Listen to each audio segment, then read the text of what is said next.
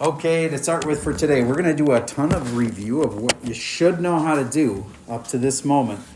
And for a ton of kids last hour, the things that they got stuck on wasn't the big concept. It was like, how do I factor this? It almost always came down to factoring.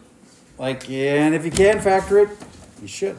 So it's like a really, really, really important day to get your factoring figured out. Because just changing this to a less than, that adds the whole complication to this problem. But we don't even want to do that unless we know how to factor it first. So everybody just factor this. By now. The tricky ones, I understand they should confuse you. But this, if you can't factor this, realistically, now you're trying to do a class that's over your head. This factoring is huge in this class. This next test, you have to not only know how to regular factor, you have to know how to do like 4 different kinds of complicated factoring. All right, so always start with the x's. And today we're even going to have a number like here. Not in this problem, but later we will. And you'll have to know that you drop that number down there. But again, not in this problem.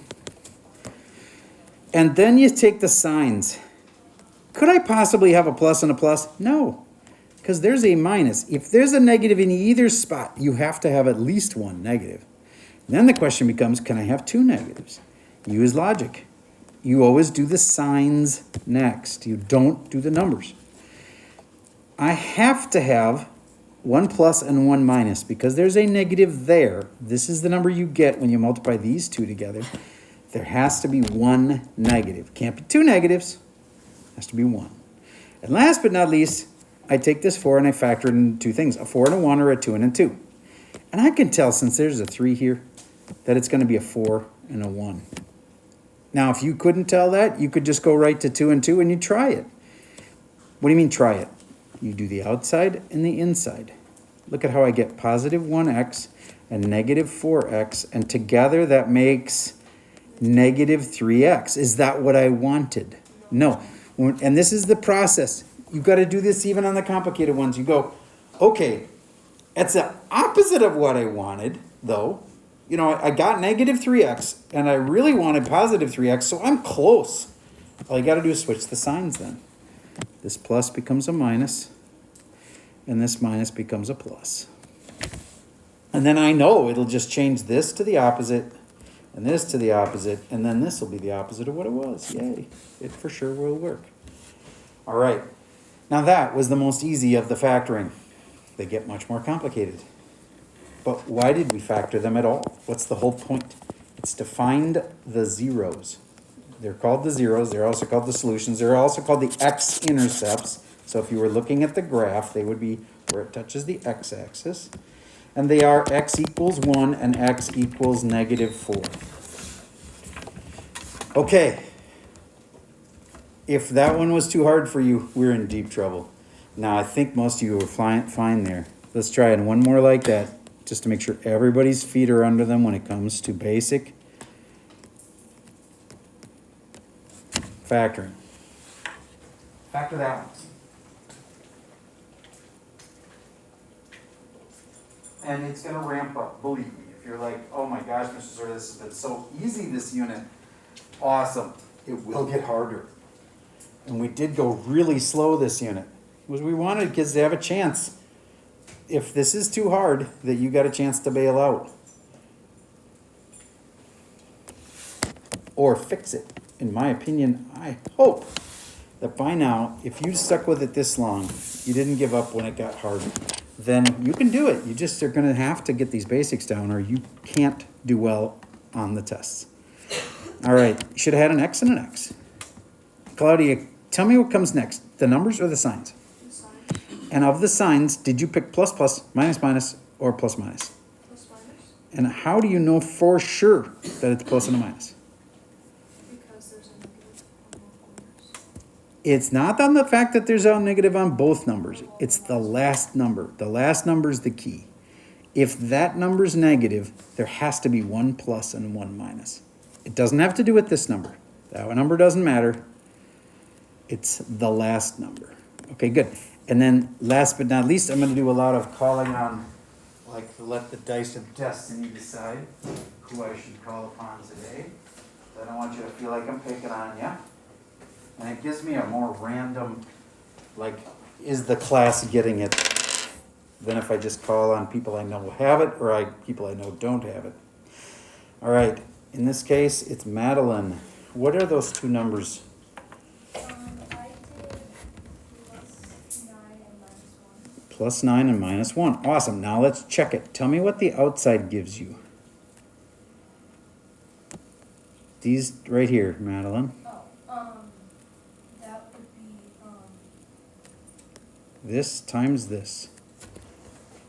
just Negative 1x. Good. And what's the inside ones give you? 9x. And we'll put those together, and what do you get?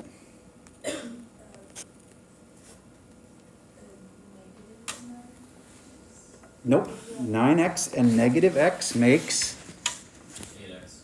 Yeah, these two together make 8x.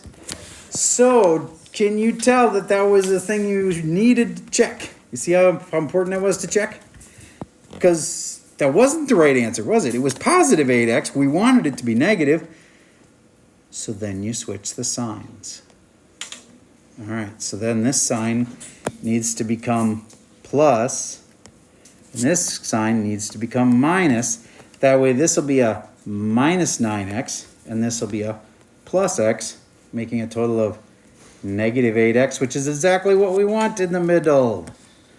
Okay, yay. Yes? So other than flipping the signs, also, because the reason you're doing that is because the actual form of the factored form is x minus a times x minus b. So then if you take the original thing to be x plus 9 and x plus 1 to mean like negative 9 and plus 1, Okay. then you have to flip the signs automatically because the form says that it's x minus whatever instead. So That is a way of thinking of it. The main thing I think that she missed out on doing is she didn't actually check. No matter how you do it, no matter what your system, there are a million ways you could factor this. But if that times that plus that times that doesn't come out to that, you're doing it wrong. Okay, so we're going to do another one. In this kind, it's got a 2x in front. Everybody write this one down. 2x squared plus 3x plus 1 equals 0.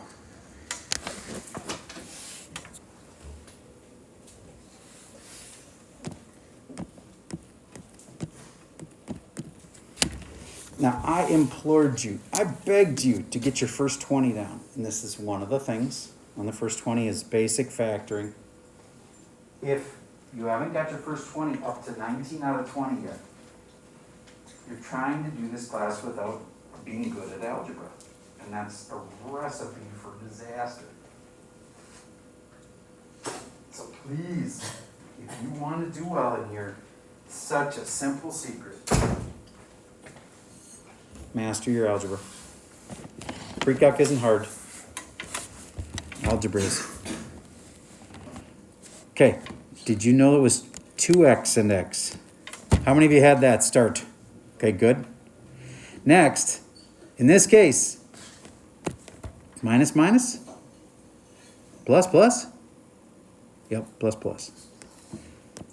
Because there's no negatives, this has to be plus and plus. And then the last thing you pick is what multiplies to 1. Notice, and this is really important. Do you get that they taught you a trick a long time ago that they would multiply to this and add to that, and it does not do that? That was wrong. It was a good trick when there wasn't a number here. But now it's more complicated. You cannot use that trick. It multiplies to this, period. 1 times 1. 1 times 1 does not make 3. Okay, so when people got, I really wish they'd stop teaching that trick. It's a great trick for easy problems, but then it makes you think it's always going to work. So what's the trick I tell people? You multiply to this, that's it. And then you check it.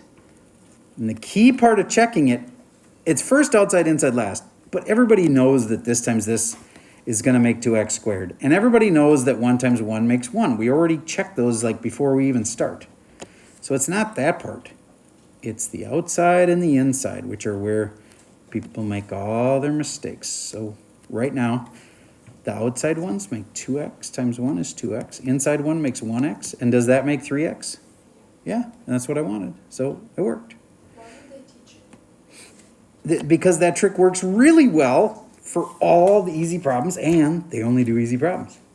So then it's like, let's use that trick, because this kind of, but I get to be the one that, it's kind of like saying to a kid something that's oversimplified but generally true, like don't talk to strangers. Do you get that later in life you actually might be in a situation where you have to talk to a stranger? But for the little kid, it's simplest to just say don't talk to strangers. When it's like, when you're older, it's a little more nuanced than that. Like if you're in a strange place, then maybe you want to talk to a stranger who seems like maybe they work at a store, somebody that's a little safer than just average guy off the street. Maybe it's a police person. Maybe it's somebody who is in charge of something. And they're more like, yeah. So my point, you're able to handle nuance now. Now it's not just multiplies to this and adds to that.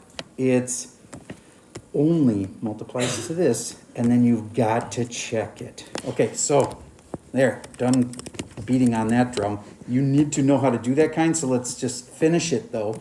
X equals -1 is one of the answers, and the other answer, this one isn't quite as obvious, so I'm going to show you how I'm getting -1/2.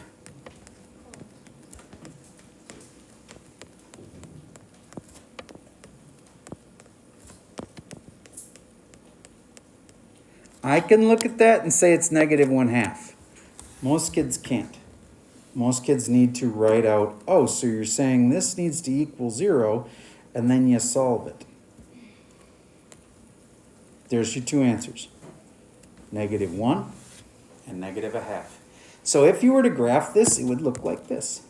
That's a parabola, so it's like a U shape, and it touches at -1 and -1/2.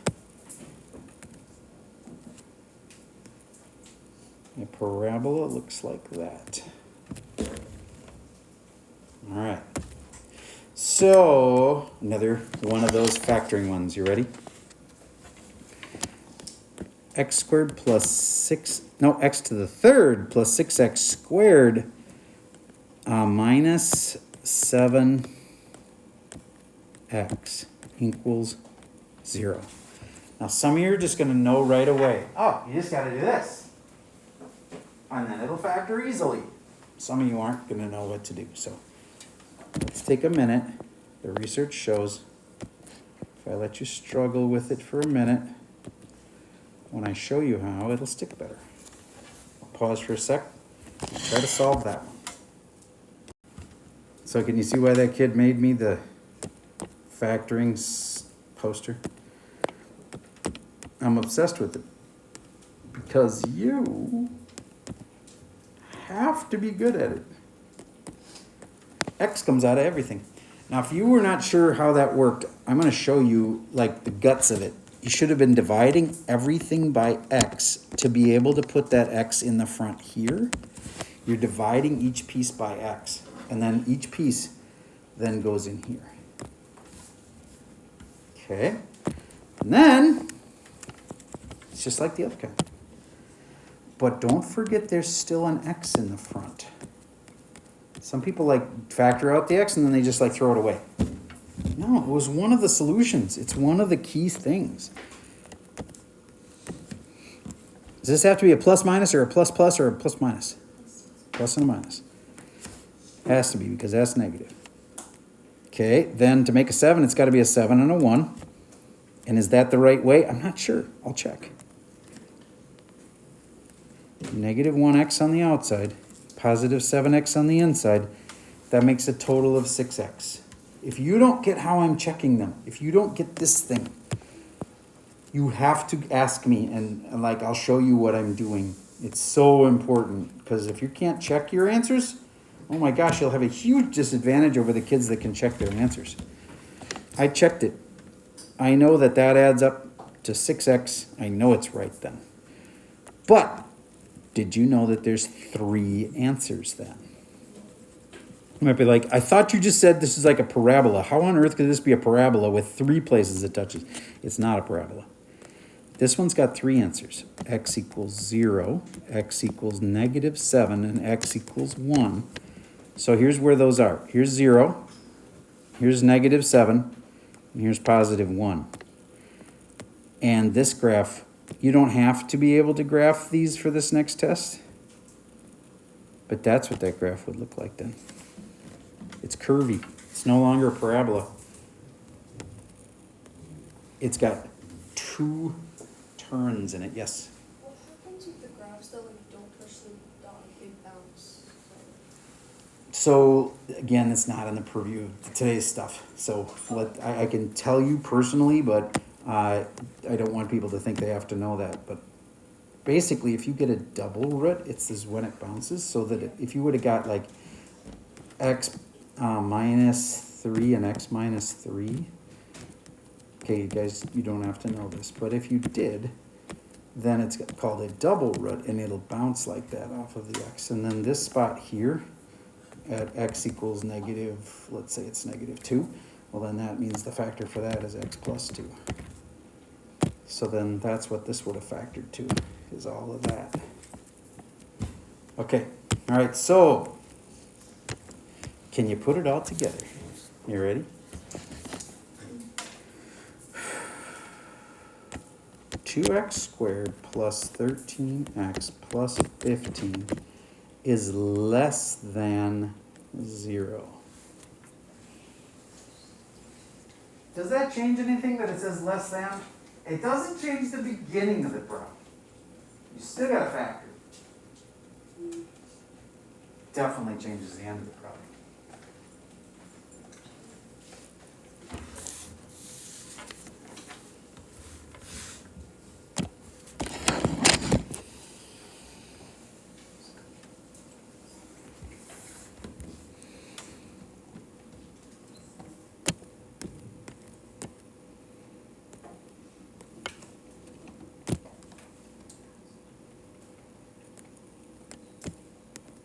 If you didn't know it was 2x and x, at least get that far. Next, you should automatically know that's only pluses. Duh, it's got to be a plus and a plus. And then 15, how do you make it 15? Remember, it's not going to add to this. That was when they were easy. They're not easy anymore. How do you multiply to 15? Well, you got 7 times 3 makes 15. 7 and 3. Thank you. 5 and 3. It made total sense in my head. It was like, oh yeah, of course, 7 times 3 is 15. Ugh. 5 times 3. Now, did that work? Just because 5 times 3 makes 15 doesn't mean it worked.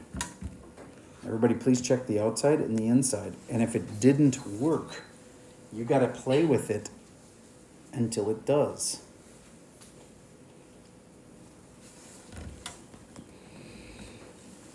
Okay, Dice of Destiny, who should I call on?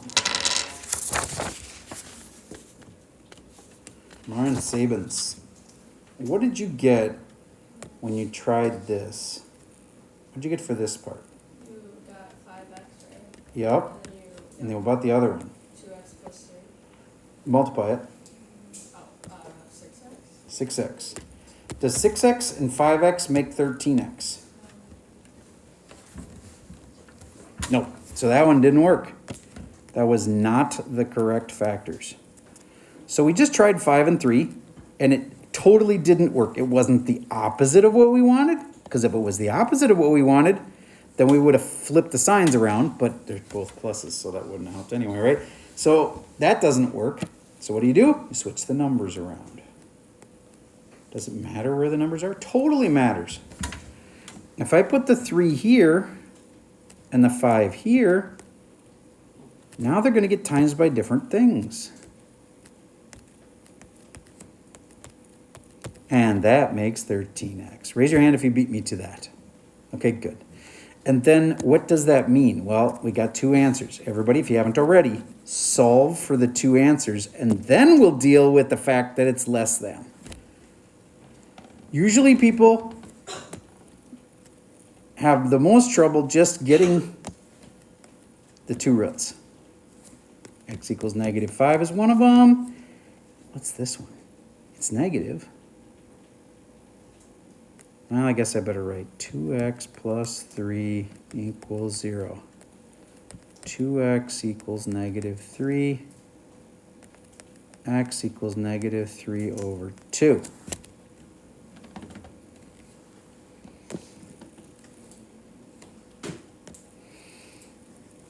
There's my two answers. Now, this is an important part. When it says less than or greater than, your answer is going to be a whole range of numbers. Let me make sure you get that. If I just said x equals 6, do you get there's one answer and it's 6? If I said x is greater than 6, there's like a million answers that work. 7, 8, 9, 10, 11. I mean, it goes infinity a number of answers. Okay, so this is a whole range of numbers. If I said x is between 2 and 12, like I can handle teaching between 2-year-olds and 12-year-olds. Like I can't handle teaching like anybody who's less than 2. Let's say that at 12, I'm not licensed for that anymore. I am actually, but there's some people are only licensed up through K through 6, which would be like this. So their license is only between 2 and 12. Well, this has one of those symbols. So it's going to be a range of answers. Make a number line. That's the next step. You have to make a number line. Notice it's got the tip of a number line on it. Next thing that I knew was going to happen, but somebody in class made a mistake of this way versus that way, and they didn't know how to say them. It's confusing, I know. If I said here's A and here's B, that way you can't tell which one's bigger, right? Which of those two symbols is the one for less than? Yes? Yep. That one is the less than. It looks like an L. If you get confused on which one is the less than symbol, the less than looks like an L. Does that look like an L? No, it's like not even close compared to that one. That one's like an L. All right, so that's the first thing we had to figure out is which one's the less than. The less than symbol looks like an L. Okay, next, if we're going to graph, wait, I'm going to erase this because that's not part of our problem. That was just an example of how these can look. If we're going to graph this, we have to now pick where the heck is -3 over 2. Well, the good news is I don't care where you put it. Put it somewhere. And put a circle around it as like that's the spot. Now, can it be equal to that spot? Look at the symbol. Was it or equal to? No, it was not. So you leave it as an empty circle. If it had said or equal, we would have filled it in. And now we got to put -5 on, and this is important. Now it matters where I put the -5. Should it be to the left of this or to the right of this? You think -5 should be here? No. Oh, wait. No. No. It's all right. -5 should be further this way. And I know you looked at how I had set up the number line, but on purpose, I want kids to just put the number anywhere they want on the number line. And then you adjust based on the other number. The other number is -5. It must be to the left.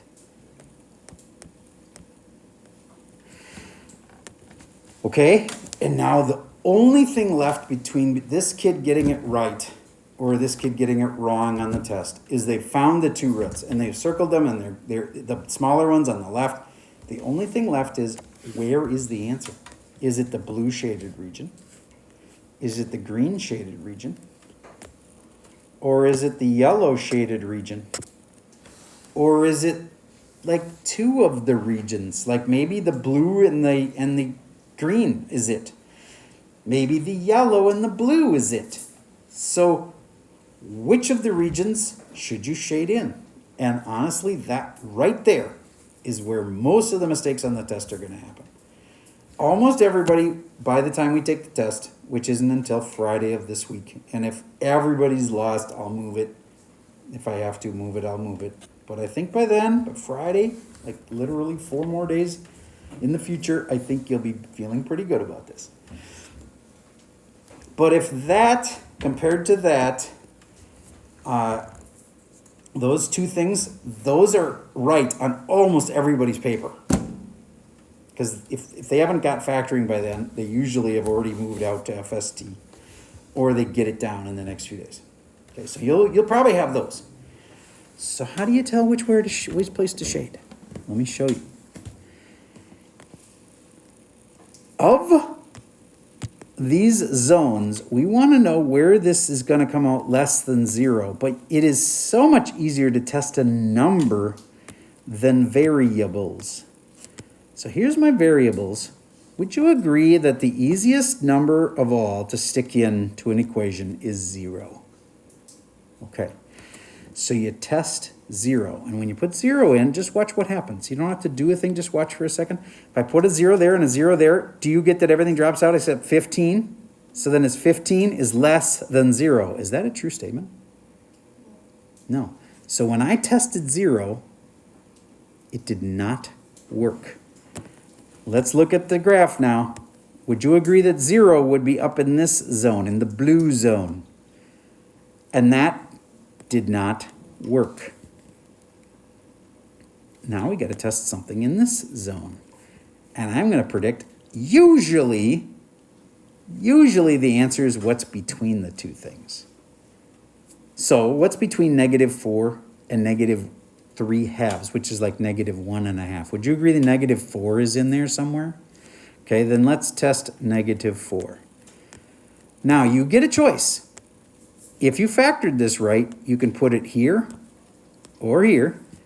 And so I personally think the easier place to test it, the -4, is to stick it in this one.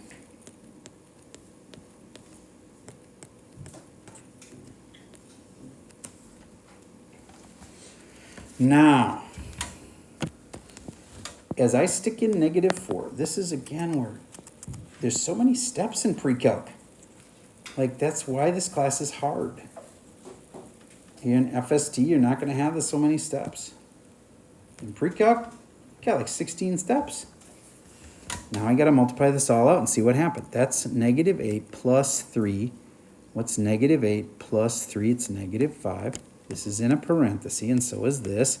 And then what's 5 plus -4? That's 1. And then what's -1 times, or -5 times 1 is -5. And then I got to read it. It says less than 0. -5 is less than 0. Is that a true statement? Yes, so it worked. And I just tested this and it worked. So the answer is you shade in between them. So your final answer, you'd have your two key numbers, -5, -3/2, and you shade between them. That was where it worked. That last part where you pick a number and you stick it in and you see if it worked, that's the hard part. Up to there, it was just factoring. And if your factoring sucks, we're going to get that better over the next couple days. Yes? Will there be times where it's going to be like that blue shaded region, like it won't be between numbers? Excellent question. I have to say that on our test, usually the answers are going to be what's in between them or what's outside of them. But when you get to really complicated ones, I think only in honors would we do this.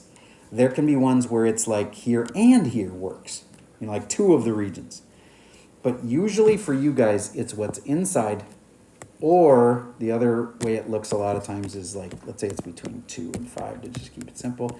It could be these, where it's like there and there. So it's like usually what's in between them or what's outside them. Those are rich answers usually look like. Okay? All right.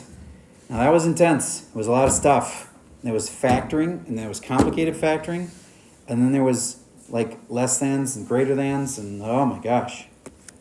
So do you get, I just tried to review everything you did over the last week except absolute values. So let's take 1 minute to talk about those. Everybody write one of those down. 2, absolute value x minus 3 equals 8. Just solve that one for me. I hope this is easy peasy. If you're distributing the 2 into the x and the minus 3, you completely missed the boat. You do not distribute the 2. What do you do to both sides? Divide by 2.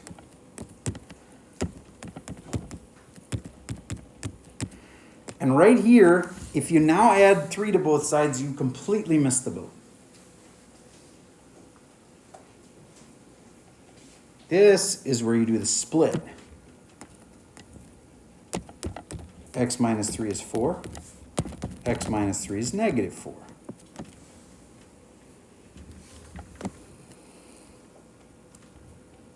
Plus 3, plus 3. X equals 7. X equals negative 1. How many of you guys had that one right? Awesome. Now, imagine a world in which I changed it to less than. Then that just means your answer will be a range of answers. Let me show you what I mean. If it said less than 8, it would say less than 4. And it would say less than 4 here. But it would say greater than negative 4. So this would still be less than 7. I think it was less than or equal to, right? Yeah. And this would say greater or equal to. But do you see how the numbers didn't change at all? It was just where to shade. And the shading thing, once you put negative 1 and 7 on here, and you know that they're both filled in because it's or equals, you can do the shading thing the same way we just did. You can test 0 and see if it works. Because if 0 works, you should shade in here, because that's where 0 lives. So everybody, just put 0 in your head real quick. Just go, if I put 0 in, what would I get? And would it be really less than 8 or not?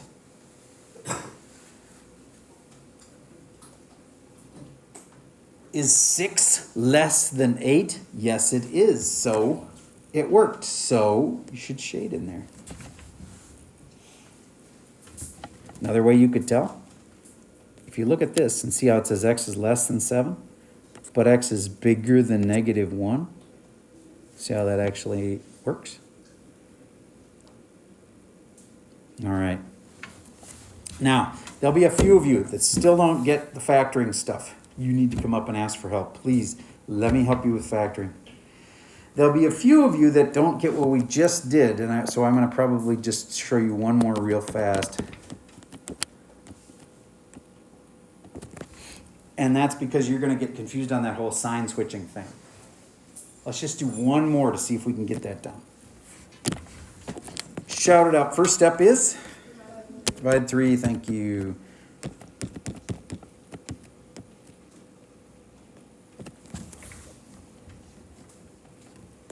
Next part, split.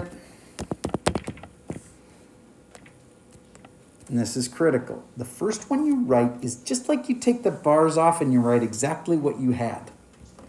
The second one has to be the opposite of both the sign and the number. You know, the opposite of this and the opposite of that. If you're not sure why that's happening, it's like multiplying or dividing by a negative. It switches the sign and it switches the less than or greater than around. And from there, it's just, do you know how to solve a basic equation? And do you know how to graph?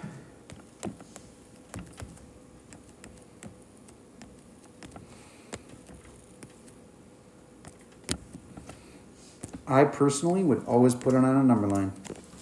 And unless the directions specifically said, you must answer in this format, this is a good answer. Just leave it this way. It's totally fine. You don't have to make it into intervals or make it into some fancy notation. You can just leave me a number line. But should they be filled in circles or empty? Empty. And do I shade in between or do I shade outside? All right, she says in between. Anybody say outside? Everybody says in between? All right. Then what's a way to be sure we are right? Pick a number like that's in between there. What's between 5 and 11? 6. And just stick 6 in and see if it worked. Try it.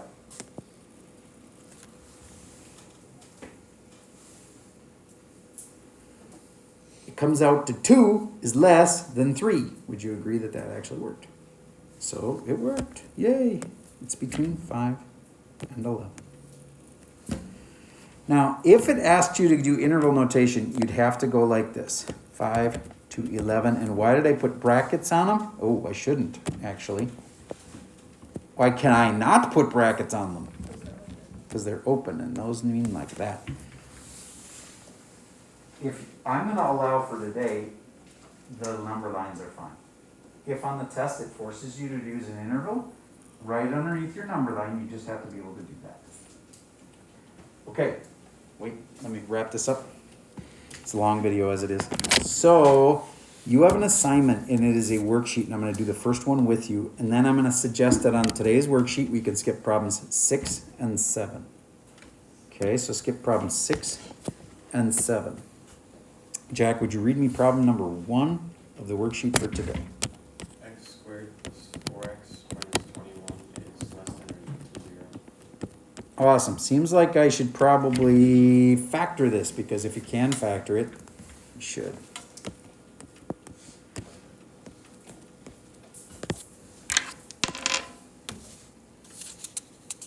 Okay, this one, it's going to be FE. Can you tell me how to start factoring this thing? You put x and x. Yep. And is it a plus and a minus, or a plus and a plus, or a minus and a minus? Plus and x. Correct, because this one's negative. And then 21 is probably, what, 2 factors? 7. 7 and 3. How do I know if I put it in the right spots? Because you can screw that up. It could be in the wrong spot. Well, you check it like this, and you get 7x and negative 3x. And if you don't get that part, please ask me. That one is right because it came out to positive 4x. But if you don't know how to check those, you gotta ask. All right, now we put a number line on there, and we put 3 and negative 7 as the number line answers. Notice, opposite of what you would think.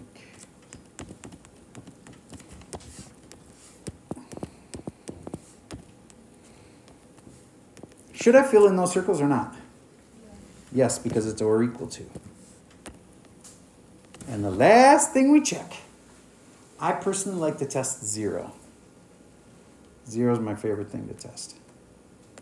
0 is in between here. And I'm seeing if it works or not. It doesn't. You can put it in the original or the factored form. I think original is a little easier, because 0 makes the first 2 terms drop out, and it just says negative 21 is less than 0, and I agree with that, so it worked right there. There will be more complicated factoring. Will you be able to handle it? If you don't know how to do it, please walk up and ask me. And that's all I have for you for the video for today.